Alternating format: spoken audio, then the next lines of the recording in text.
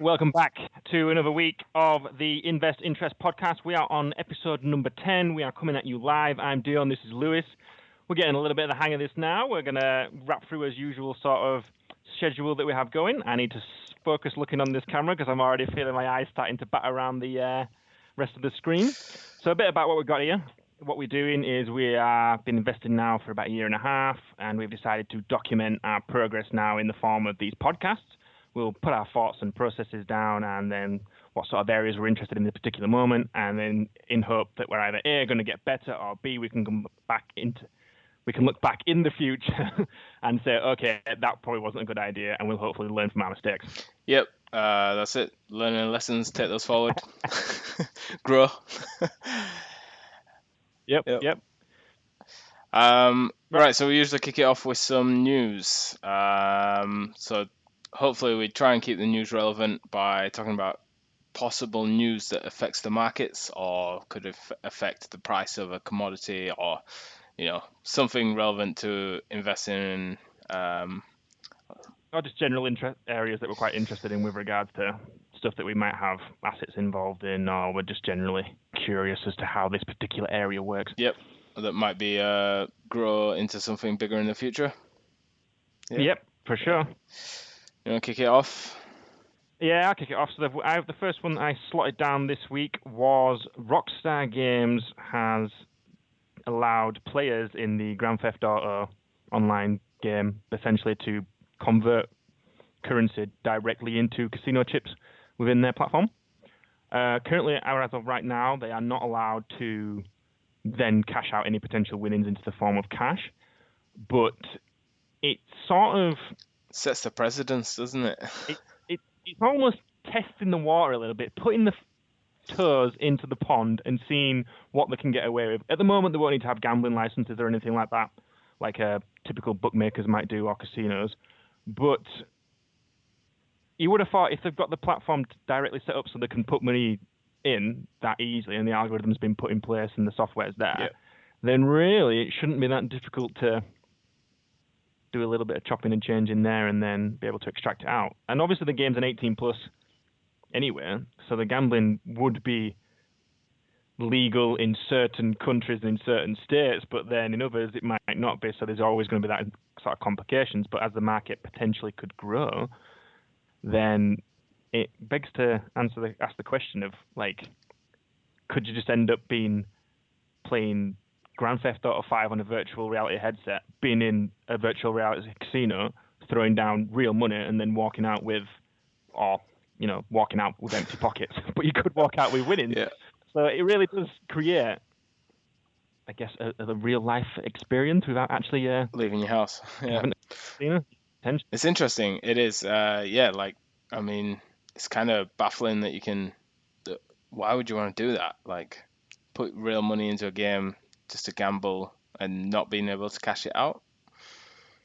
Yeah, but it's basically the same as an in-game purchase, right? An in-game app purchase. If you want to buy a new skin for your car or you want to buy a new gun, like, you put the money in there, but you're not actually getting anything physical out of it. You're not getting any assets or anything like that. But there are. Have you heard about there's a certain digital world where you can actually buy digital space and digital blocks in it, and there's a finite number in it, so you can actually design and build whatever you want in these little blocks, and then you can actually sell it on, and people actually pay cryptocurrency for it. Okay. So as this starts to expand further and further, it just kind of makes you ask the question of, I don't know, it kind of all seems to kind of interlink together, doesn't it, really? If they can get rid of the need to, I don't know, you can just put your money straight into a video game and then take money out of the video game, or even if you don't even need money because you might just be able to do it all with cryptocurrency. Yeah, true. So it's kind of like, where does the rabbit hole potentially end? Well, that's it, isn't it? Because I think I remember way back when, like with FIFA and stuff like that, there's people that you put real money in to get this chance of winning a certain card, or like they call it a loot crate, don't they? Right, okay. And then essentially with that you can sell it on for like a digital currency or a cryptocurrency or something like that, which can then be converted back into real money. But I'm not sure if that was the case. I think what they did is that you'd be able to get in touch with someone who had that certain player. Yeah. You'd transfer them alive via bank transfer or whatever, and then they'd swap that player for a crap card that you had or something like that. Yeah. And did the transactions like that. So yeah, that was that. I was going to say something else, but I've just completely lost that, and it's blanked out, and it's Never gone. mind. But yeah, like it kind of smudges this whole grey area again, doesn't it? It's like Oh, that's what I was going to say. Yeah, because there was the inquiry into whether or not loot crates were actually classed as gambling. right, yeah. Because obviously, if you're putting a lot of money in there because you want to win just the one thing, and people were investing a lot of the parents' money, or it's creating addiction or a stressful environment because you try to get this good player or you try to get this good skin for your weapon, and instead of just being able to buy it outright for, say, I don't know, $10 or whatever it is, you're having to put 50 or 60 in because it's a chance, and it's essentially a lottery. So you're getting a lot of crap that you don't want, but you're still playing more because you want to win it. The debate whether or not it was gambling, and they decided currently it's not. So yeah. Fair enough. So yeah, maybe watch out for. Well, it's crazy, isn't it? Because if you look at Fortnite, you don't have to actually play that game, but they make millions through in-game purchases, changing the characters and customization on that. And they've actually had enough money through that now. They've set up that, I think it was a competition over the weekend. Oh, yeah. And they had, was it 30 million or 30 billion? I think it was 30 million. It's definitely in the millions, yeah. Yeah, it's definitely 30 millions, but they reckon by early 2020s it's going to be a billion dollar industry with regards to prize pools and esports, basically. So it's getting crazy. Well, yeah, there was a 15 or 16-year-old that won it. It's like won a million. Yeah. Oh, $3 million US dollars. 3 million up top on it. So he's won 2.3 million US dollars, and they're like, oh yeah, he's been smashing it for years. He's not years, but months. He's been doing 12-hour shifts a day for the last 6 months straight. I think 40 million people entered this tournament as well, and then it's an insane number. That is crazy.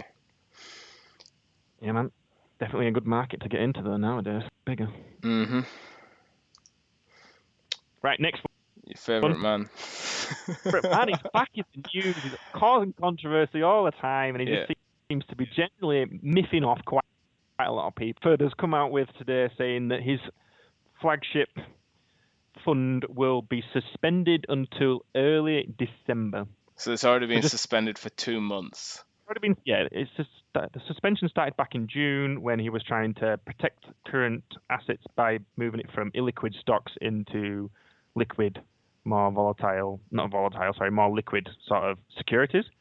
He's come out and said now that in order to do this and not prompt a fire sale and get poor returns for the stuff that he needs to sell, he needs time. So he's predicting that it's now going to be December before he can reopen the fund again. Bad news for anyone that's still invested in this fund. Well, for everyone who's still got the funds trapped in there, your management fees will still continue to be collected as they are needed for infrastructure and to support the fund in it refinancing or redistributing its funds. So yeah, it's slow and painful by the sounds of it. I can imagine there's a lot of frustrated people that have almost felt betrayed that they can't access the money for 6 months now. Some people might have been saving up for the kids to go to university. That's obviously out the window now because term starts September. Next week. Next month, they won't be able to withdraw the funds. And it raises the question of stock pickers and fund managers. Yeah. Do you think they are worth it? Well, his certainly doesn't sound like it.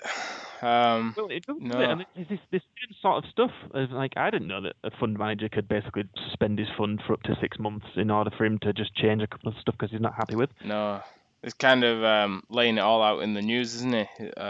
He's definitely laying a load of laundry out to dry, and I don't know what his percent management fee is. I think it's around 2%, something like that, which is quite a lot each month. Yeah. I mean, if you look at a typical sort of index tracker that'll just follow the FTSE 250 or the FTSE 100, sorry. I mean, that percent is down at 0.25. Considerably lower, So it makes a difference.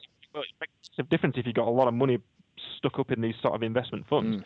And then I read some interesting stuff as well that like if you generally compare market trackers compared to stock pickers, usually the market tracker will beat stock pickers 9 times out of 10 over a 10-year period. Yeah, I was going to bring this up as well. I listened to a similar podcast probably late last week.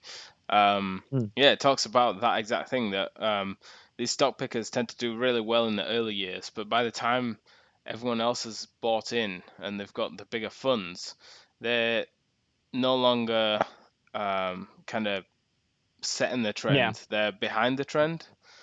They're behind the Yeah. trends and they're having to appease the market like Mr. Woodford's going to have to do now by buying in a load of FTSE 100 and FTSE 250 stocks. Now, I'd ask the question, if he's just going to be buying all that sort of stuff, Why don't you do that yourself? why would you pay 3% for him to do that when you can just do an index tracker or a fund tracker that does it for you at you know, what, a quarter of his management fee? Yeah. Yeah, so like you say, they might have a little niche market where it works well, but everyone can be a top stock picker when the market's going up. It's when it gets in a little bit of turmoil, a little bit of difficulty, suddenly those double-digit figures that they've been getting just disappear, and the consistency must be just so hard to get. Whilst if you've got a tracker index that just follows FTSE 100, for example, then it's just the market's generally trending in a upwards direction. Yeah. If you look over the last We'll have 60 years, to kind of look into these index things because I'm not really sure how they work or how you buy into them, or I don't know how you'd get access to them. Because I'm pretty sure if you could probably just Google like a FTSE index tracker right now, and you could probably find one. I know that in America it's called the Vanguard, which follows the S&P 500, I think. Right. So Vanguard are quite a big firm though. Like it's not a one-off thing, isn't that? Vanguard are like an investment firm, probably similar It's an to. investment firm, yeah. But I don't think they've got anyone particularly like managing the fund. It's just them spreading the money across the 500 index into certain I areas. think I read And it's somewhere everybody that tracks it. Vanguard have sort of like 90 kind of pension schemes. So like, you know how you Yeah. can select, where you want your money saved and stuff. Yeah, yeah. Yeah, I think they do a lot for pensions and stuff out there. So I think the main thing that people seem to fall in the trap into is that you could rather have a consistent sort of index tracker of maybe 3 or 4% gain each year. Yeah. Or you get seduced by the one stock picker who last year pulled in 18% and he looks amazing and you think, oh yeah, I'm going to jump into him, and then the herd jumps in there and then suddenly he's got a lot more money to work with and his niche has been found out and it either tanks or he just can't produce that same sort of return anymore. Yeah, I agree. I think so you gotta stick to your principle and not get your head turned by the big double digits or the shiny bright percentages that you think, oh yeah, I won't mind a little bit of that, because by then you probably already missed it. we keep saying that though, like not to get emotional about it. Like if you have a system and your system's working, like what is the difference between 6 and 4% really? Like over 1 year, it's not going to be huge. Well, I don't think you should be looking at over 1 year. You should be looking at over however long your time you got to. For example, like we've got 10, 20, 15 years to work with, haven't we? So if we did 5% for 15 years, it's going to be a lot better than 18% 1 year, down to 0.2% the next year, 3% the other year. There's not going to be a consistency, is it? No. So like, it depends what you want. Yeah. One of the other things that was in that podcast, and you kind of covered it briefly there, was fees. So obviously the fees for having a fund manager manage your fund. Well, as you heard DeAndre say there, like basically they're still getting charged their management fees. So anyone that even made just a little bit of profit by investing with that Woodford fund, it's probably just getting eaten like alive right now. Like that profit's going to be non-existent by the time December comes around. Yeah, and that's assuming that their assets have not dropped in value anyway from the whole escapade that's happened with it. Well, yeah, I mean, his other fund that he's got on's dropped nearly 50%. I think that were up at around 100 pence, and then that's now dropped to around the 50 range. So that's his reputation then. His reputation's definitely in the gutter at the moment. I think there's going to be a lot of angry people that are going to see this latest review and demand blood in the streets, I guess, really. So we'll see how that progresses. We'll keep in touch with it, but I can't imagine much changing now for the next sort of 3 or 4 months unless there's some sort of inquiries or MPs getting involved, saying there should be tighter regulations, or the SFA. Is it SFA? Security Financial I Authority? thought it was FCA, Yeah, Financial like Conduct Authority. We should definitely know those. I think it's the acronyms FCA, off. it's Financial Conduct Authority, but I'm not sure how much they have involvement with investments or managements. I don't know. I don't know This is either. why we're talking about it. This is why we're talking about it. More stuff to write down in the old find out block that we have in the OneNote. Right, do you want to round up the news this week that we've got? Yeah, so I read this one. I took a bit of an interest in it. So a chap has been subletting his property on Airbnb. So he's got a council house in London that must be in a decent-ish area. And he's been letting it out for a number of years under an alias. So, he's been fined just over £100,000. Wow, 100 grand? Yeah, or that he has to pay back. And that's a council. Yeah, so essentially, if you have a landlord, you have a tenancy agreement with them, and within that tenancy agreement, it's a contract that's enforceable by law. I can't remember whether it's not like the police law. Is it civil law? There's a difference between the two. So essentially, the London Council or the borough that have found out about it have worked out how much he's earned over these 6 years that he's been letting his property. 6 years I think it was 6 years, wow. or up to 6 years. But I'm not sure whether that's up to 6 years because that's as far back as they're allowed to look, or whether. Well, Airbnb's not been around for longer than 6 years, surely. Maybe not. Maybe it's just as soon as it came out. Yeah. What? And they reckon he's racked up about 100 grand's worth of profit in them 6 years from using Airbnb. I think it's more, but it's all they could kind of prove. All they could extract it from it, yeah. Yeah. So. But yeah, he had over 500 reviews. So what got him caught in then? So someone had left a comment reviewing by his name, not his alias's name. Oh, it's like his first name or something like that, and that busted him. Yeah, so like it kind of flagged up this red flag, and yeah. But I guess you're breaking a contractual agreement, aren't you? You're breaking a contract agreement, but he was playing the game for a fair few years, so he's probably well, he's either done all right of it for the 6 years, and now he's absolutely busted because he didn't have 100 grand that he can just pull out of his back pocket. I'm assuming not. No. But yeah, it's a very interesting article in renting property, I guess, and how far back they can backdate it. I'm not sure where the book stops, but yeah. So I mean, if you're contemplating being a landlord out there, make sure you don't be do your research. Do your research and don't be breaking any contract laws that you're not aware of that you've signed up for. Otherwise, they can come down hard, and they will. Yep. Other than that, it's been a bit of a quiet week. We've had no fun in the Persian Gulf. Nope. There's been no. It's simmered.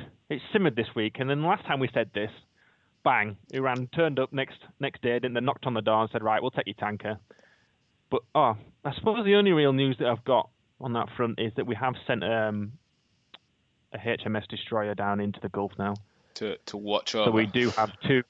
Two Navy vessels down there, but that's only going to be for a couple of weeks, as the other one is then going to come back for maintenance. So yeah. Fair enough. Whilst I've got it up on the screen, you want to talk about how our portfolio performance varied from last week to this week? So our weekly performance. Yeah, sure. So you can see down there in the little left-hand corner, we've got our 3 best performing stocks for the week between our portfolios, and then the 3 worst performing stocks for the week. So Wood Group's it's been doing quite well recently. I keep chirping about Wood Group, and now it's doing me some solid gains, and it continues to provide. We've had nearly an 8% rise over the last week. No real news with regards to why it has risen that much. Not that I could see anywhere. They're not winning any new contracts. barrel price of oil's pretty much stayed the same. We're the range between $62 and $64 a barrel. I think if anything, it's just been maybe about a month and a half ago. There was around 20% of Wood Group's stock was being shorted. Right. Because they thought their results were not going to be as well. The general market thought the results were not going to come in as good as forecasted. Yep. So it was going to take a hit. They set out a trading statement maybe 3 or 4 weeks ago, and then that exceeded expectations, and it actually said they were in a lot better shape than most people thought. So that's then pushed the price up, and I think a lot of people have just been closing their shorts, and I think that's why the price has continued to push on upwards, because at one point it was down at, like I said, £3.90, and now it's up at around £5.50. That's good. So that's a solid gain. Yeah. And I think it's just because them shorts have been reduced because people they've realised it's in a much better position than they thought it was. It's due to its half-year results or its full-year results in August, so that'll be another indicator of how healthy the company is going to be looking. I generally think it's it's off in the ascending, and it had that period where it bought out. Can you remember when it bought out Amic Foster Wheeler? Yeah, that's a while ago, isn't it? Yeah. Yeah, we were invested back in 2016 with Amic, and then they got purchased by Woodford. Right. And they've had like sort of teething issues of trying to bring the two companies together. And you're gonna have synergy issues, and you're gonna have basically trying to oil Amic into being able to function in the Wood Group portfolio. Pun intended. And I think now that yeah, I was trying to like describe it without getting innuendos thrown in there. And I think now they're going to start seeing the benefits from that acquisition. And yeah, I think it's just going to push on from up here. It might fluctuate now at around 550 for a while, just while some people take some profits from the recent rise that we've had. Yep.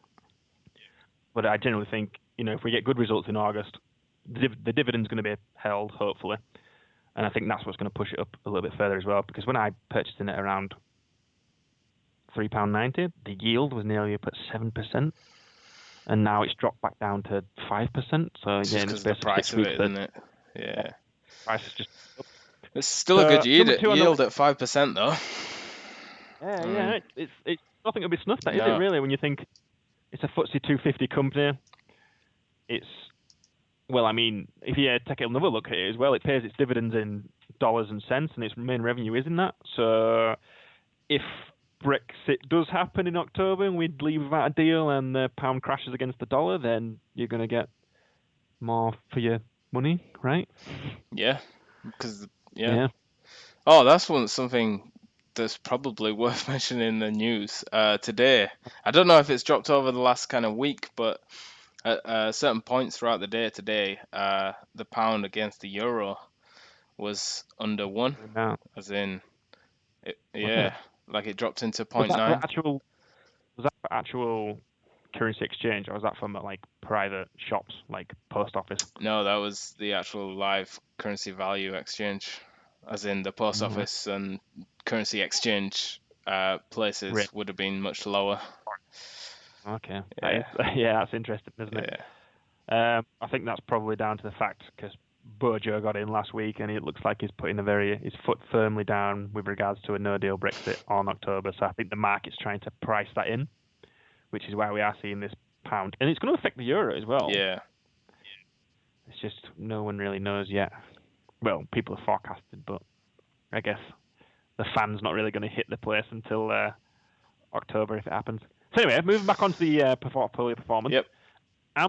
Americia is coming in at number 2. We mentioned last week that we have the exciting news that they are going to be going to bid an auction to try and sell off their assets and their company. So we've had no new offers this week. There's just been murmurings, excitement in the backdrop. Yeah. Excitement. Yeah. I think there's a couple of articles that I've read that they're saying there's 6 players that are potentially going to be up for the scrap, which obviously is great for us if we have bids and then counter bids and they keep jostling each other with a little bit more pence, whether they're going to do a full cash offer or they're going to do a cash offer and a partial share offer. There's a lot to be. There's still some devils in the detail that's not been come out yet, but not been come out yet. Is that even correct English? That have not come out yet. Yeah. So it's just creeped up a little bit on speculation. I think we're going to sort of hover around 18 pence until we get rumours of another offer that's going to come in. And I reckon the next offer, like I said before, is going to be around the 21 pence, maybe 23 pence mark. Slowly creeping us up, so we'll take it.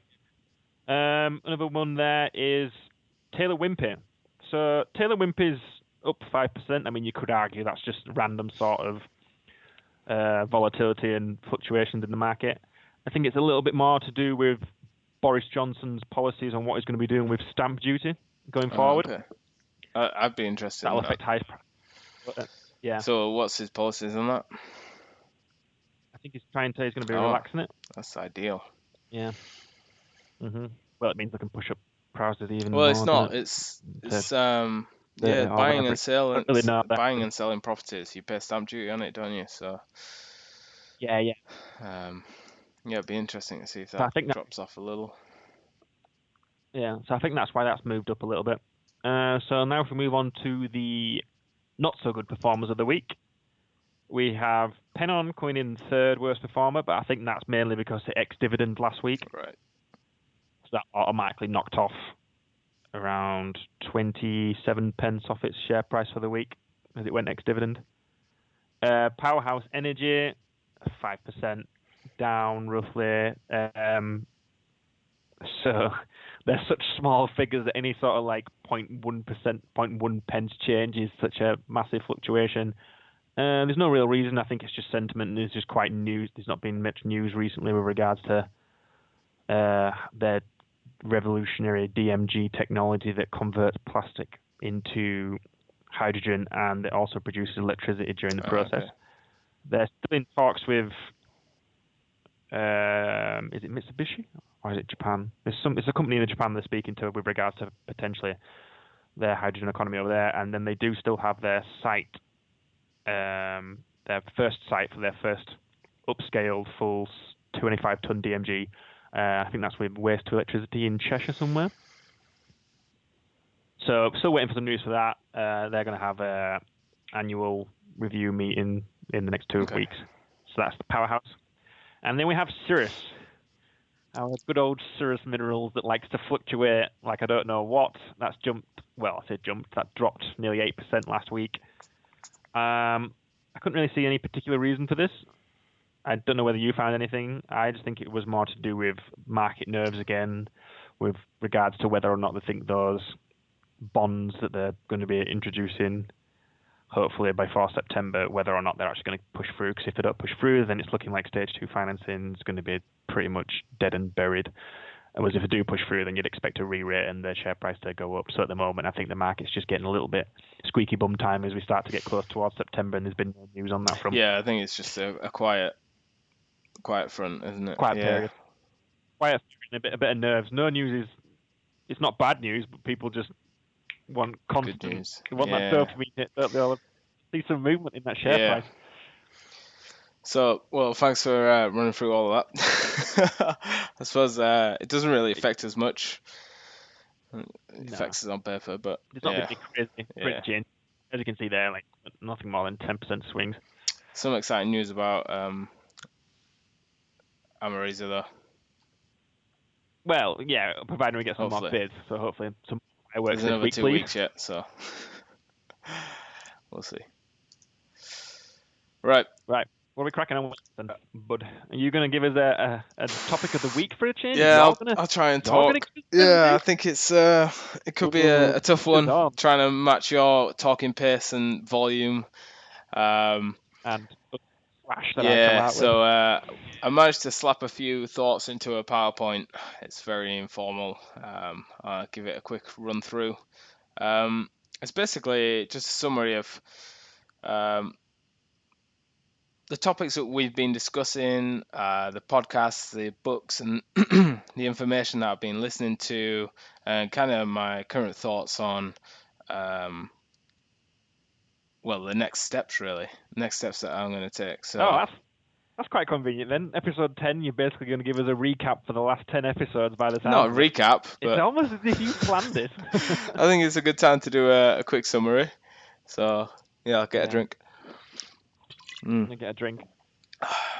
I'm surprised no one. Oh yeah, a lot of people might be wondering who I am. I have indeed had a haircut from last week. I've not just fallen over a pair of scissors and shaved all my hair off. It was really warm last week. I suffered from a migraine on Wednesday, and I thought I'm not overheating anymore. I'm gonna go get shaved. Right. So Oh, so look I at this. put this together and I used, wonderful Microsoft Word art or whatever you call it, and it gives it a nice, pretty Yeah, decoration. So it's pretty. kind of, what can I do to invest? And it really it's aimed at me, but hopefully it applies to some other people as well. Um, Yeah. so Am I free to just throw some questions in whenever I yeah, see fit? try not to drag me off too Don't want to far put you though. on the spot too much because sometimes I know I don't want to lose your focus. Right, so for the past 10 weeks, we've been talking about investing, essentially how we take a lump sum of money, invest it in a new company, usually, or a stock, and essentially get a return on that money. Um, it's been kind of a passion of ours that we talk about offline as well as more recently over the past 10 weeks, we've been talking about it online, kind of what tips or techniques that we'd use. Um, Yeah. we've talked about. I, Sorry, go on then. yeah, I was just going to throw one in there. So, can you remember what got us back into this particular sort of investing? I know we always sat looking at his bank accounts and saying, "God, this interest rate's terrible." And were it just the whole mental sort of aspect of I want this money to be working for me now that I've worked for it?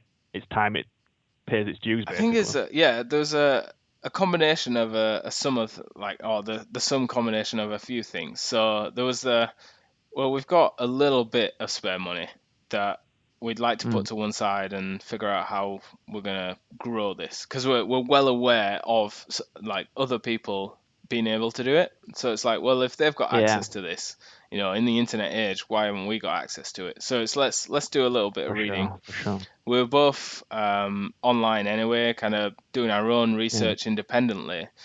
Uh, fresh out of uni, yeah, really, won't we? and I I guess. guess like picking up the phone and or like even meeting in person, we were talking about it. Like, well, the there are ways, here's one platform. I think you introduced me to the platform, and you'd sampled it yourself already. Yeah, I'd done a couple of testing the waters, dipping my Yeah, toes in there. It was just to do with the fact that I think we were just getting frustrated that we were coming to the conclusion that we wasn't going to become wealthy just through a yeah. salary. I think that's what we basically decided we need to do something else with our money instead of just saving it there because it's just not going to get us to where we want to be. Yeah, so I do actually talk about that a little bit further on. So, in true Dion I'll stop style, jumping on it that. jumps to the end of the presentation at the start. Jump But here, jump yeah, there, jump everywhere, bits and bats, put it all together. What do you it's get? A brain fine, it's fart. fine. So, right, yeah, so I'll carry on. We've been talking about investing and what we've been doing to get involved in it. We have actually talked about it to try and help others as well. So, talk about other ways to get involved because we're very interested in stocks and shares, but there are other methods of investing. Um, we've talked about like what progress we've made as being self-investors. We talked. Well, we've just started our weekly summaries of what's doing well and what's not. We've also discussed very lightly what our plans for the future are, and we kind of keep touching on Hmm. those topics, and we will continue to do so into the future. I think if you remember 2 weeks ago, we spoke about budgeting. It was quite Oh yeah, useful because we rambled about rambled. budgeting. You rambled about budgeting. I rambled about budgeting. You had many opportunities to cut me down there and I stop me cannot get a short, word in when but you you're allowed talking. that to continue. You accept some of that responsibility. Yeah. Um, I think the main thing that stuck out for me there was something I'd already heard before, is you broke down your budget from your monthly salary and you said, okay, where does my income go? So you said, Hmm. right, I rent or pay mortgage, I have utilities, bills, and kind of where that budget's going and what's allowed left or what's left at the end allowed to kind of invest. And we're both well aware of that kind of compounding effect. So how kind of if we increase the amount we can invest each month, that'll be worth more the earlier you invest it. Yeah, we mentioned, didn't we, that if you save $1 now, it could be worth $21 by the time you're 60, 65. Or in our case, if you save £1 now, could be a You know, similar amount, so but yeah. it could be 18, 19 pounds. But the longer you leave it, the smaller your return is. So if you leave it till you're 30, it might not be £1 to 26 Yeah. pounds by the time you're retired. It'll be down at what, 14, 13, Yeah. 10. Compound is king. Compound is king. Yeah. So that's something like one of the guys that I want to talk about in this presentation, Warren Buffett, talks about compound is king quite often. Man. So then I decided, right, well, what do you do if your budget doesn't quite stretch to making investments, right? So your monthly budget covers your cost of living, so you've got your mortgage, utilities, insurances, transport, all the maintenance of all those things. And you might be able to, well, I know I can, I save a lump of money each month. And I've been able to be quite squirrel and get it into some, or like find the best bank accounts and savings accounts that will give me 5%. 5% from a Yeah, savings but account. You are doing something right. I am poor when it comes to savings accounts. I've just left it in my one account. But do you do that thing where I remember saying it one time? Is you have 3 or 4 different current accounts that each give you 3%, yeah, don't you? And you can only have 2,000 yeah, in each one. You just transfer it between the yeah. three of them. So you have to Right. pay in a minimum each month, and you just basically send it from bank A to bank B, then from bank B to bank C, and then bank C back to A. You do it every month, and literally, let's Do you just stagger it each day then, or does it literally happen the same if day? it happens on the same day, it doesn't matter. It's coming in from an external account. I might have to look into this because my interest rate on my bank is something like 0.5%, which is Tiny. But there again, I don't really keep my funds in there Yeah. long enough. My powder, do I? normally just throw it straight in because I'm like, get it in, Yeah. get it in, get it in Get there. invested. So 5%. it's 5%, but again, it's there are limitations to it. It's not 5% on the entire lump sum. You have to pay in, and it's kind of limited for 12 months, so you can't touch it for 12 months. And then you get 5% on the lump sum at the end. So it's kind of like an ISA, but it's not. Right. Um, Dot, yeah, dot, it's dot. definitely a savings account because you've got full access to it at any point, and you will still get interest on the money you paid in previously, even if you took it out. You just won't get it paid for the next month that you pay in. So, Right. Is it capped as well at a certain yeah, month, there's certain a amount each limit. month? So some are 200 and some are 250. So if you pay any more than that in, you don't get any interest on that. So, Okay. yeah, so I guess knowing the So market. it's small gains, but it's gains Yeah, nonetheless. well, you don't want inflation to eat away and erode that kind of money value Nope, whilst you're you waiting. certainly don't. So that's great. Like that. I mean, I described that situation in quite a negative way, but actually, it's a good position to be in. I've got very little debt there. We got sound? Sorry, yeah, I just thought I could hear a ringing. No. No, okay. Oh, all right. Okay. Keep going, Fair keep enough. rolling. Yeah. So I Sorry. described that situation, and the way I described it, it could be, perceived a little negatively, and I don't like to do that. I like to think I'm a positive person. So yeah, it's a good position to be in, but I'm quite ambitious about kind of making steps towards the future. Dude, you look really confused right now. Sorry, I'm completely putting you off. It's just really irritating me, is this noise. I don't know what it is. What? What could be ringing? Where's your phone? It's not my phone. It just feels like it's you get like a little bit of tinnitus in your ears, and it's like, or a high pitched Right. frequency. Just feels like it's doing that. I'm gonna try and change my headsets. If you want to keep going, mate, I'll be back Yeah, in 2 fair seconds. enough. So basically, come across a bunch of information, and the main guy that I've come across recently is Warren Buffett. He's pretty much a beast when it comes to investing. Probably the man himself. Like, there's no one better at investing in the world than Warren Buffett. He's accumulated a mass amount of money, worth in the billions, like personal wealth, and he's quite a humble gentleman as well, which I kind of like, which is why I keep kind of coming back to him. Yeah, your volume's very quiet though. Where's your mic? Hello. Hello? Yeah, Hello? that's better. You might have to hold that mic up. Hold that mic. Drop the mic. Yeah, so he's also Warren Buffett's a big advocate of self-improvement through reading books and getting access to information. And one of the presentations that he talks about, which was kind of a new interpretation or a new perception that I've not really considered before, where he says for most people, their biggest income is their salary. Yeah. And he kind of dwells on this point for a while because he says proportionally, the amount of time that people spend, say, talking about trying to get 6% in the stock market rather than 4% in the stock market is disproportionate to the amount of time they should spend doing that. So instead of like debating with your peers, like trying to get 2% on an investment which was only 10% of your salary, why are you not like investing in yourself? Like, as in whether it could be, say, like you and I going for chartership, because the value of that in a business is worth a lot more when it comes in your salary. Right. So it's kind of like this different take on things rather than trying to go all external, like you have to be making personal decisions. It's like your biggest income is your salary, and for most people that will be for a long time. Make sure you're holding up your mic, mate, because you're very quiet. Yeah, that's Sorry, mate. better. I keep dropping the mic, but I'll try and Yep. keep it up.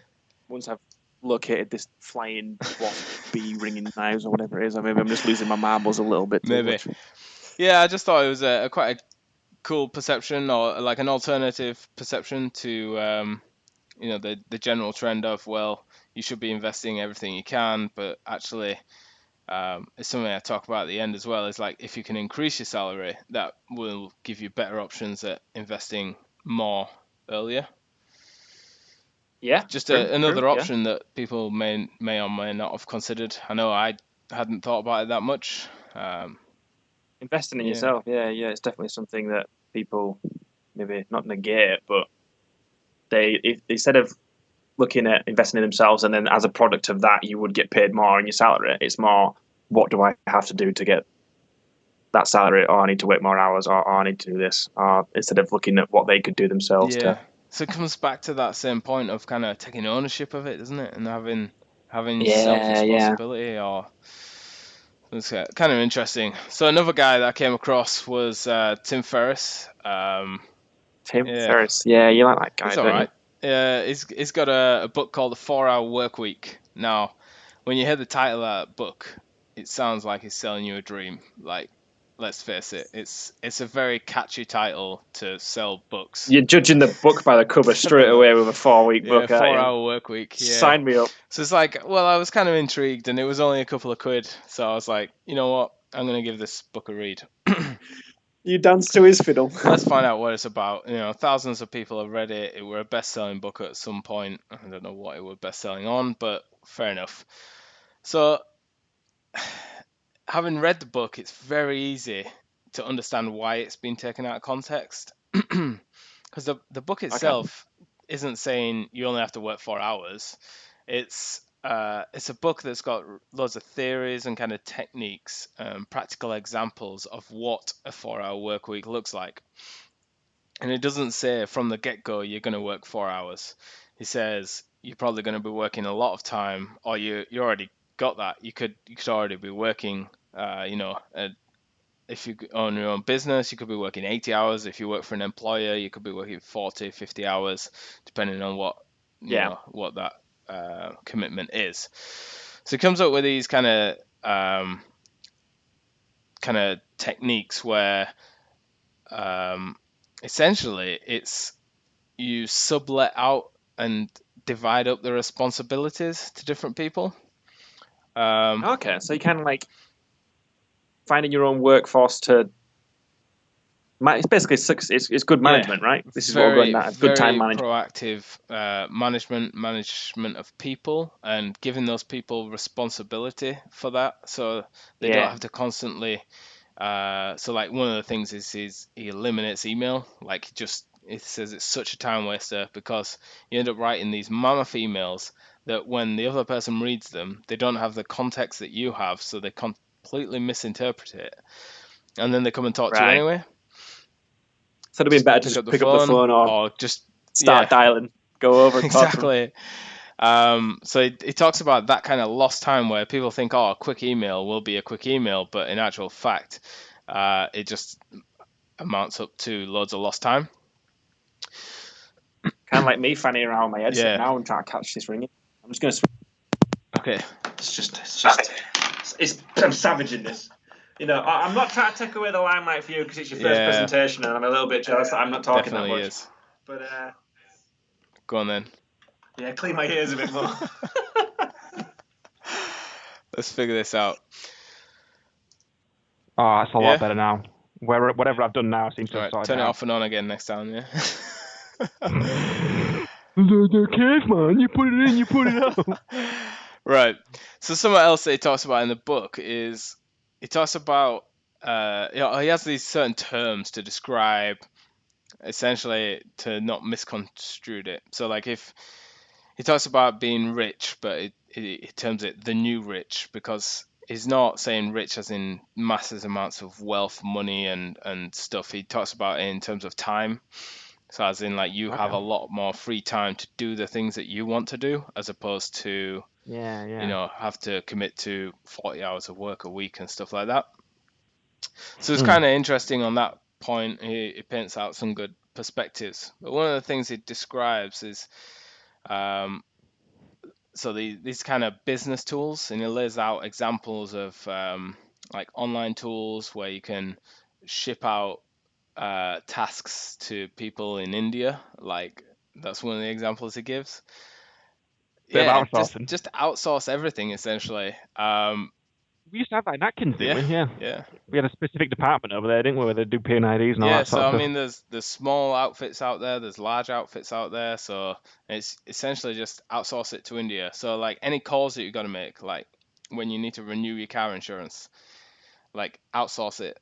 Like why are you calling around running online checks, blah blah blah? Like outsource it and then get them to send you 3 options that you can choose from. Like let them do the time consuming stuff. And it's like, for a small fee, essentially the fee it costs to outsource it to someone in India, you've freed up 4 hours that you might spend in an evening doing that. It's like, right, well, what can you do with those 4 hours whilst that other person's doing it? And it might be that those specific 4 hours you spend with your family because you want some family time, or it might be those 4 hours that you apply to another part of a business or just self-improvement. Yeah. Just something along those lines, and it's all about getting your time back for you to do what you want to do. Okay. So this 4-hour work week is, you will have to check in sometimes, up to 4 hours a week, but the rest of the time you're doing what you want to do. It's not that you're just lazing off. Like, I mean, I'm sure some people will do that, but again, it describes software, tools, and just like other people, you're just other freeing systems. Yeah, because you often hear a lot of people sort of saying, if I had more time in the day. I've got so much to do on my to-do list. Oh, it's all little niggly-naggly stuff. I can never get round to the big stuff. So I suppose that concept there is right. If you get someone else to do that sort of small little niggly stuff, then you can actually get onto those big projects and rip them out. And then there's nothing better than that feeling of accomplishment that you get once you've done something that you actually want to do yourself, and not just general little life tasks that get in your way. For example, like you've mentioned there, shopping for your car insurance around, or having to look for your utilities bills to get a better deal. So another example it gives was cooking. Like, a lot of people want to cooking's so much fun. If you enjoy it, like, do it. But it's for a lot of people, it's a big task. Like, especially if you're cooking for a family. It can take up an hour a day, can't it? Oh, yeah, for an hour a day, at least, for a family, maybe even so two. like, he talks about, well, what if you could essentially outsource that? And yeah, you'd probably pay a fee for it, but how much valuable time do you get back? And it's about these like minor little trade-offs where someone might, Yeah, weighing it yeah, up, I guess. it's if you can gain 5 hours back a week, Monday through Friday, what's that in value to you?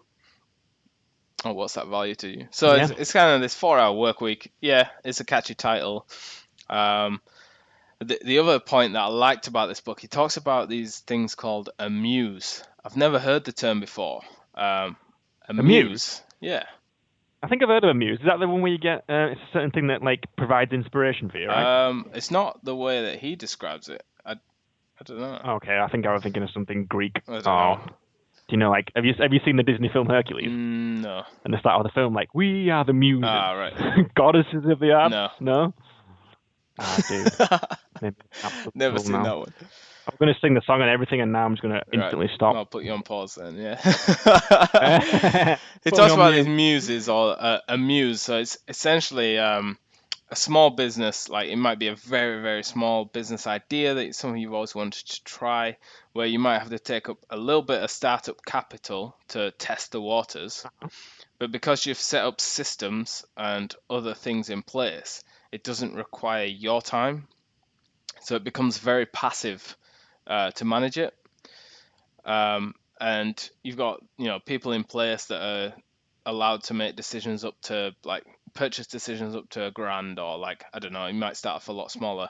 If it's a decision that requires like you don't want people emailing you, shall we buy coffee for the office on Friday? Like if you want to buy coffee for the office on Friday, like do it. Do you know what I mean? It's like these kind of like small Yeah. decisions. Don't need Yeah, that permission. Just just come on. It's a basic decision. The office needs coffee. There's no coffee. Buy the exactly. coffee. Like why do you need permission for that? Um, Yeah. So it's like, yeah, these small muses are kind of like business ideas that you test and almost become scalable because it doesn't require any of your time. When I Okay. first read it, I was a little bit skeptical and I laughed a little bit because it's like, well, how do you do that? How do you even get started with something like that? I think the main question that I really want Yeah. to ask with regards to this topic is, it's all right saying you want to outsource this all this stuff, and I totally understand the concept, but for me, it's I think you need to like almost like build a level of trust Oh yeah. with that person that you're potentially outsourcing it out to. So A, they're not taking you for a ride, and B, you think that you're gonna actually get some quality for what you want outsourcing. So it's that kind of trade-off of, yeah, I'd like someone else to do this thing for me, but would it just be easy for me to do it myself instead of them doing a terrible job and me having to redo it anyway? So I guess it's that whole sort of trust, and then you're going to have to maybe have a couple of failures before you find that person that is just going to give you what you're asking It for, does say basically. that. It says, obviously trust is a big issue for a lot of people. Like you wouldn't just give your credit card details out willy-nilly. No. Which is where sometimes you might pay a little bit higher premium for, say, a business that it's kind of like so it's a smaller group in India. So rather than it being a singular person, it would be a team of people that work for multiple clients, not just for you.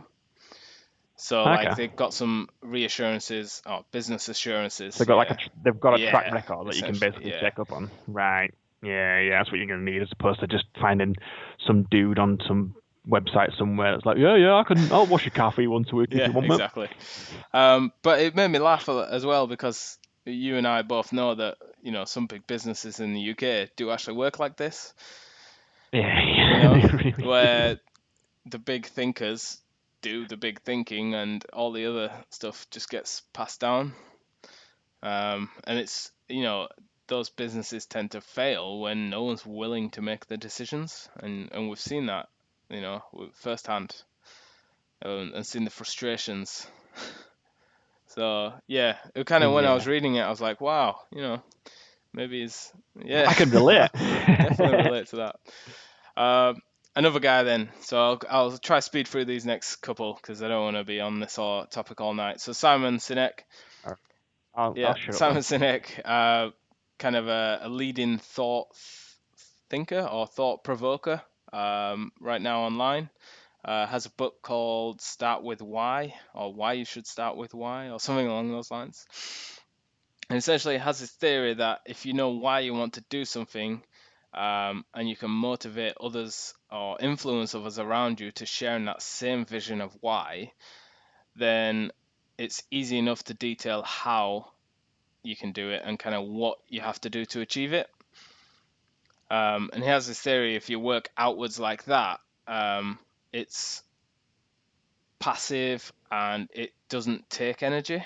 It doesn't take energy Okay. from you because it's something that you want. Because you're Yeah, passionate about exactly. it. So it's like it almost fuels you. Yeah.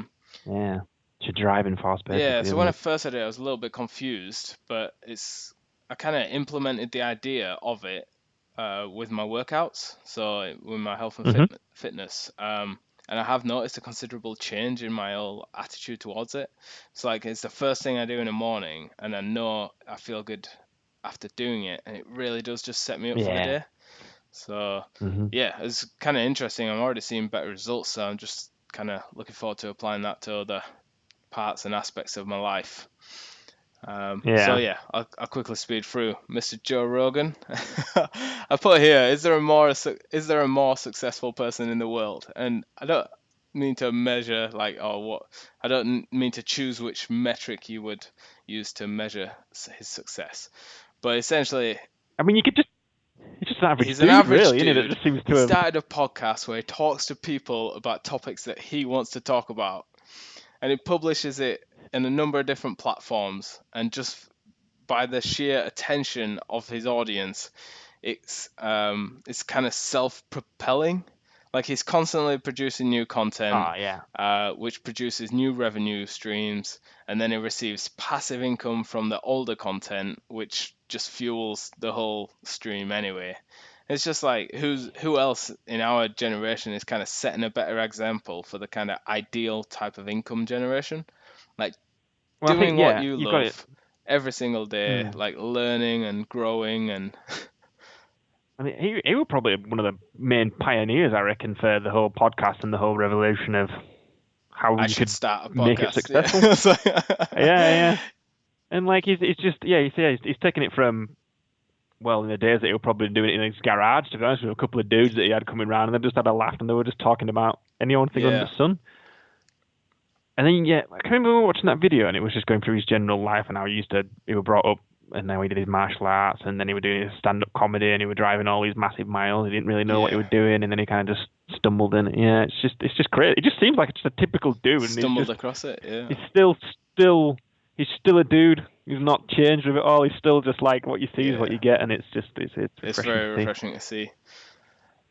He's a knucklehead as well, so that's probably why we like him. I think everybody likes him.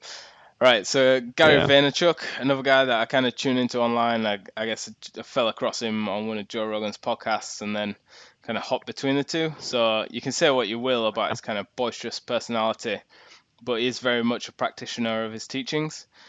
So Right. he's very black and white and very clear cut about what it comes to what you need to do and when you need to do it. So like there aren't any gray areas when it comes to him.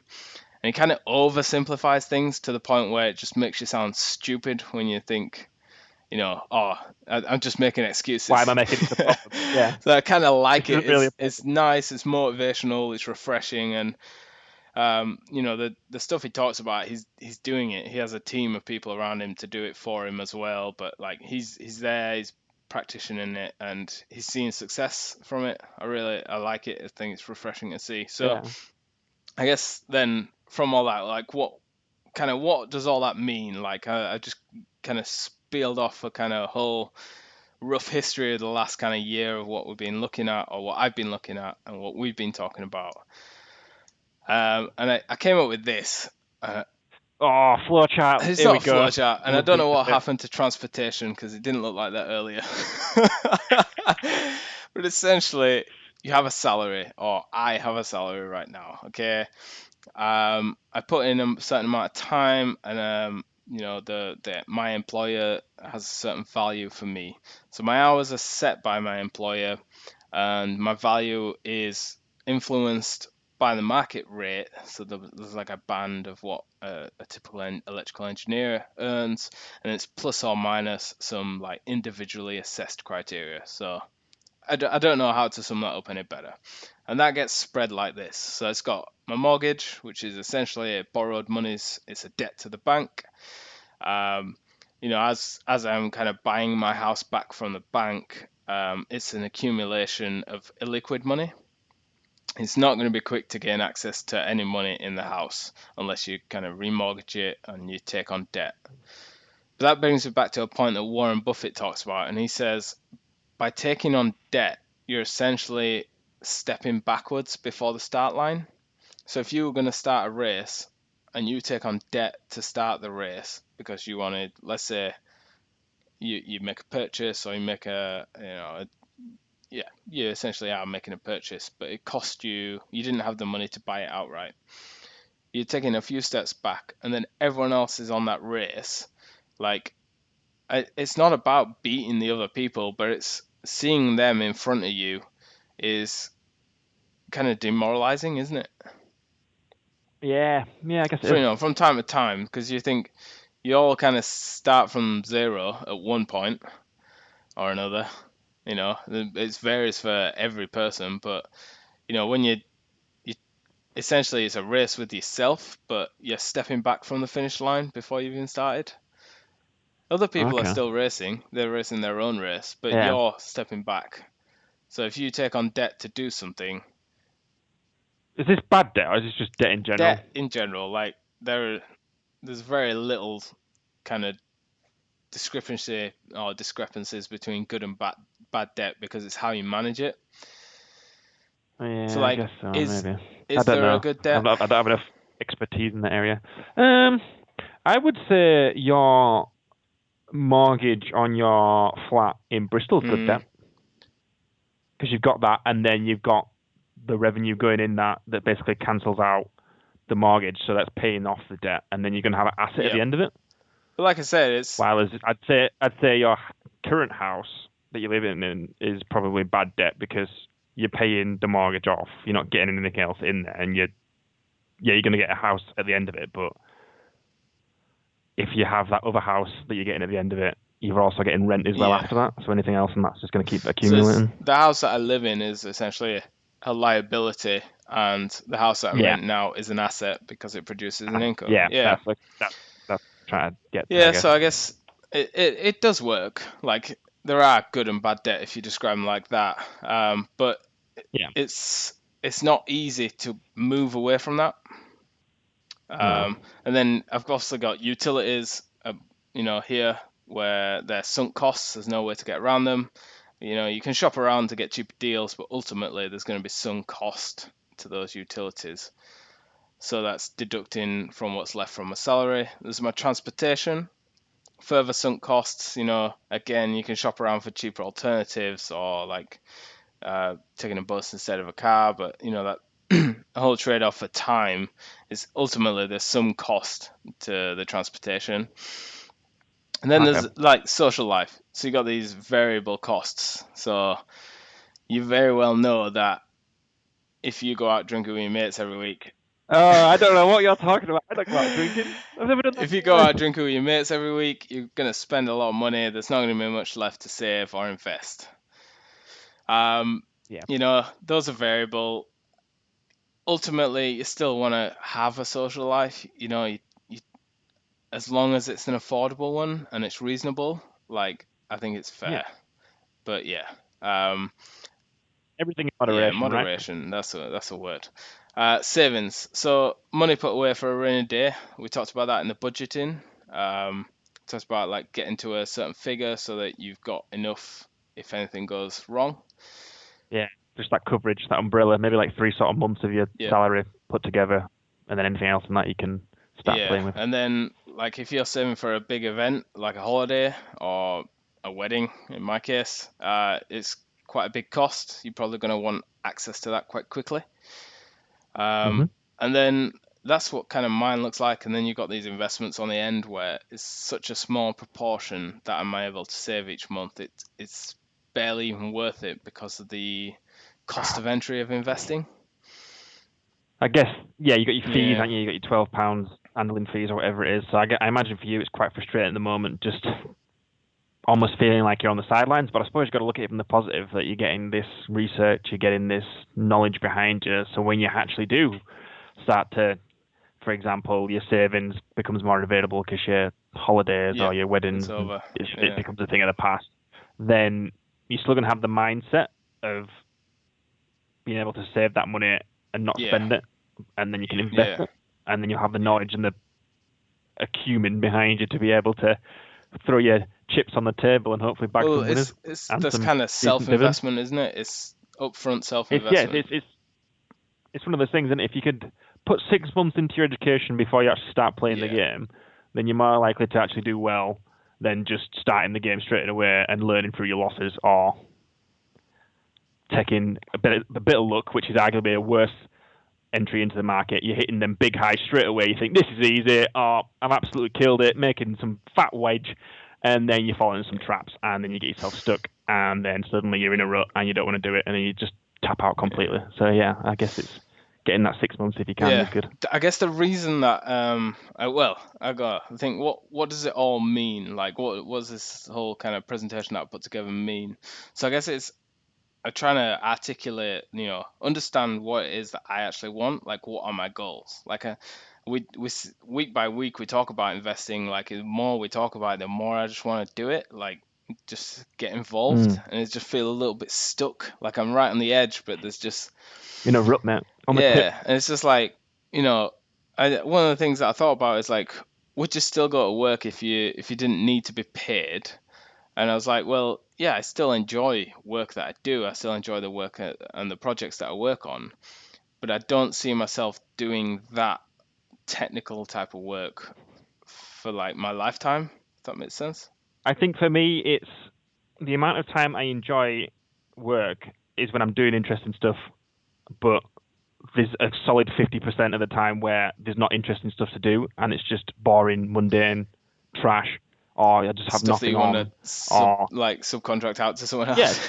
basically stuff you want to subcontract out. I want to work on this big fat project making a thermal hydrolysis plant here and there and everywhere. I don't want to be filling in a pump data sheet to say that, oh yeah, I want you to move this liquid head from 5 meters to 10 meters. You know what I mean? It's like, well, some people say, well, that's part of it, and like my immediate response is like, well, that's just an excuse. Like after listening to these people, that is just an excuse. Like you wouldn't drive a car with a big squeak or a whistle, would you? And be like, oh, it's just part old, of it's it. just part Yeah. and parcel. It's very much an excuse, isn't it? It's like I've given up. Yeah. It's just accepting it. It's become the norm. Yeah. It's like, yeah, So I not said bothered. like there's other things that I want to try out, like, and it, the sum of all those things, I want to try out a little bit of business. I want to try out some investing, marketing, these things, managing people or teams, like even photography. Like I enjoy all these things. And it's like these are things that I'd like to try at some point, Yeah. but understand my own limitations, my own availability, and kind of limited resource of time and money to even get started in any of them. So I guess it's kind of understanding what can I do about it. And like this is what I think it looks like. Yeah. I think I'll try to talk you through it. So Yeah. I'm still going to have an income, but hopefully that's not just going to be my salary. So at some point, these things they're all going to be still there. You're going to have mortgage, utilities, transportation, going to have a social life and savings. But those investments, we talk Yep. about it. We talk about growing that investment fund so it can begin to compound and hopefully then become a future income. But it's like, well, what else can I do to top that income up? So I've got my salary. I know I can work on myself in that sense and grow my salary like kind of Warren Buffett talks about. That's the biggest thing at the minute. That's why I put it at the top. But then it's like, is there opportunities for these business or these muses that kind of Tim Ferriss talks about where you might take something that you've got as a hobby or something as an interest, and can you kind of grow it or do something with it to make it produce income? And I guess that's kind of my next step for me is to think about where that might take me or what that might look like. Because I'm absorbing this information, and unless I do something with it, what's the point? This is just classic you, though, isn't it? This is classic paralysis that you normally seem to have, where you like to sit on a fence, soak up as much information before you do a decision, and then just do it like that. So yeah, you figure need this out. Yeah, you need to get off the fence. Well, and start playing that's ball, one thing that regardless all those of people that I it. described earlier have in common is they all got up and do it. Like they just get up and do it every single day. I don't think they've done it No. all throughout their life. They'll gradually got into that mindset as they got older and older. They know they need to do it. But to start off with, yeah, they probably would have had the same sort of anxieties and fears that we would have done. But like, there'd have been a certain catalyst or a certain incident that's just put them in that situation, and suddenly they're like, I'm still swimming here. I'm not sunken. Like, sunken. Yeah. I'm not sunk. It's like, come on, dear. I know it's late it's on. kind of building your on. own experience, though, isn't it? Like, one of the guys, I can't remember who says it, but he literally says you can read as many books as you want on how to do a push-up, but until you do a push-up, you're not going to know how many you can do. And it's just like, I think... So it's basically saying you need some basic knowledge, but eventually you're going to have to get in and swim. You're going to have to test the water, aren't you, basically? Because you can't just be a boffin all your life and then never apply it. No, you're never and I guess anywhere. that's just a full thing there of I'm very much approaching that point where I think I just need to get involved, like start doing something, see what I can do to boost this income so that I can boost my investments and do actually what we've been talking about. Is like in get it invested. Yeah. So I guess that's my topic this week, man. This is just a kind of rough idea of where I'm at. A little bit of review of what we've talked about over the last 10 weeks. The progress we've made. I guess. I think there's some value in that as well. So, yeah. I would disagree. I hope you enjoyed it. I waffling really on for best part of an hour. I don't think you're only waffling on. You're only waffling on because I kept interjecting and throwing my 2 pence in there as well. I like you to get your input as well and talk it through. But yeah, I guess that's where I'm at. I think it'd be a good, 10 weeks. It rounds up what we've been doing for the last 10 weeks and shows the progress as well. Yeah. Right, what should we crack on with next? Do you want to? Or do you want to wrap it up because it's we've been rambling on for about an hour now, and you want to keep it a bit? How quickly do you reckon you could review the portfolios? I mean, it's that challenge because I could probably rattle it off in 5 minutes, or I could rattle it on in 50 minutes if we wanted to. I think we can do it quite quickly if you want. Gonna throw it up. But just mine. No, I mean, do you want to do it right now? You want to whip through it? We can do, yeah. We can set it for a Wednesday session if you fancy, and then we can do the book review as well that I wrote 2 weeks ago, and then still not gone through it yet. All right, yeah, we can tune back in. Do you want to do Wednesday or Thursday? We'll figure that out. Well, I'm going to have a friend here on Wednesday, but I'm pretty sure we can get him involved in it as well. That might be a good laugh. I'm sure he'll be well interested. So we can get him involved, see what his opinions are, see how much of a novice he is, because his brother is actually a stockbroker. Interesting. Lansdowne. So we might be able to get some interesting stuff there. Might be able to get his take on what it's like for a stockbroker with regards to the hours that they've got to do, or how they view certain markets, what the game's like, what the culture's like, that sort of stuff. So maybe we could get him on. Give him a heads up then. Don't just dump it all on him last minute. Nah.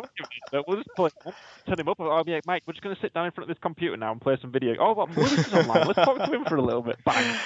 Fair enough then. You can listen to what it's like for a thick West Country Bristolian lad trying to talk to 2 Yorkshire boys, and you'll see. This could be a nightmare. Right then. So we'll wrap it up there then. So this session, maybe back on Thursday, we'll be talking about. Well, basically, me and Lewis are going to go through a portfolio analysis of what shares we have in our portfolio and how much percentage of our capital that we've stuck in this is in that particular security or share, and then we'll break it down to why we've purchased them, what we're holding them for, what our future plans are for them, and then what those goals are going forward as well, I guess. And then we'll do never split the difference book review that's been in the wings waiting now for 2 Yep. weeks, but it will get done. All right then. So we'll wrap it up there then. Thank you very much for tuning in. Thank you. Thank you for tuning in this week. Hopefully, I didn't scare you too much with the haircut that I've had. Spotting what's that? The number 1 Yeah. and number 2? Spotting the Russian mafia haircut. Blade ones on the side and then a little bit longer on enough. top with a 3. Looks good. All right then. Good night. Thank you.